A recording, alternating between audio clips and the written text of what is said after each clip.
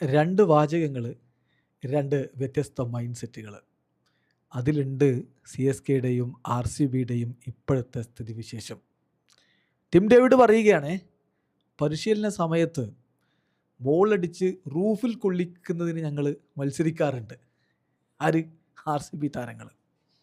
അത്തരത്തിലൊന്ന് എടുത്ത അയാൾ മേൽക്കൂരക്ക് പുറത്തേക്കിട്ടു, ഒരു മോൺസ്റ്റർ സിക്സർ.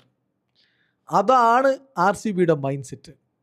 എന്നാൽ ഋതുരാജ് ഗെയ്ക്വാദ് കളിക്ക് ശേഷം പറയുകയാണ്, സി.എസ്.കെ 200 അടിച്ചതിനെക്കുറിച്ച് ശരിക്കും പറഞ്ഞാൽ ഞാൻ തന്നെ കുറച്ച് അതിൽ സർപ്രൈസ്ഡ് ആയിപ്പോയി. I was also little surprised to be honest. സത്യം പറഞ്ഞാൽ ഞാൻ അത്ഭുതപ്പെട്ടു പോയി.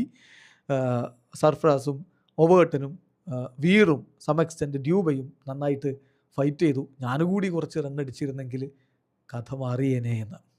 അതാണ് വ്യത്യാസം. ടീം ഇത്ര അടിച്ചപ്പോൾ തന്നെ അത്ഭുതപ്പെടുകയാണ്. കഴിയില്ല എന്നൊരു മൈൻഡ് സെറ്റ് ടീമിനുണ്ടോ? അപ്പുറത്തോ കോമ്പറ്റീഷനാ, ആരും ഉയരത്തിലടിക്കും, ആരപ്പുറത്തേക്ക് അടിക്കും.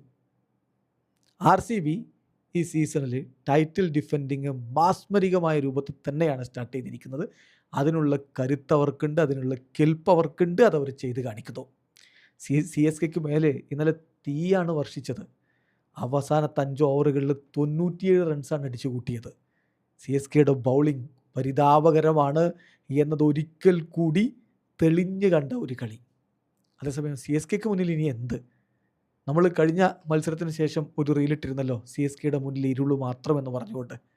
യെസ്, ബൗളിംഗ് മെച്ചപ്പെടുത്താതെ ഇത്തവണ മുന്നോട്ട് പോക്ക് ദുഷ്കരം തന്നെയാണ്. ഇനിയിപ്പോൾ ഡേവിഡ് ബ്രവിസ് അടുത്ത കളിക്ക് മടങ്ങിയെത്തും. അതുപോലെ എം.എസ്.ഡിയുടെ കാര്യത്തിലും പോസിറ്റീവായിട്ടുള്ള ചില വാർത്തകൾ വന്നുകൊണ്ടിരിക്കുന്നുണ്ട്. സഞ്ജു സാംസണും ഋതുരാജ് ഗെയ്ക്വാദുമൊക്കെ ബാറ്റിങ്ങിൽ ഫോമിലേക്ക് വരും എന്ന് തന്നെ കരുതാം. അങ്ങനെയെങ്കിൽ ബാറ്റിംഗ് അപ്പോഴും സെറ്റാണ്. ബൗളിങ്ങോ ഒരു മാർഗ്ഗമേ ഉള്ളൂ, 500 റൺസ് അടിക്കുക. സാധ്യമല്ലെന്നറിയാം. എന്നാലും ഈ ബൗളിങ്ങിൻ്റെ പ്രശ്നങ്ങൾ കവർ ചെയ്യാൻ ഒരു ഹ്യൂജ് റൺ അടിക്കുക എന്ന് മാത്രമേ ഇപ്പോൾ സി.എസ്.കെയുടെ മുന്നിൽ ഒരു വഴിയായിട്ടുള്ളൂ. ആർ.സി.ബി തുടർച്ചയായ 4ാമത്തെ കളിയിലാണ് സി.എസ്.കെയെ തോൽപ്പിക്കുന്നത്. ചരിത്രം മാറ്റി എഴുതപ്പെടുന്ന കാഴ്ചയാണ് ഇപ്പോൾ കണ്ടുകൊണ്ടിരിക്കുന്നത്.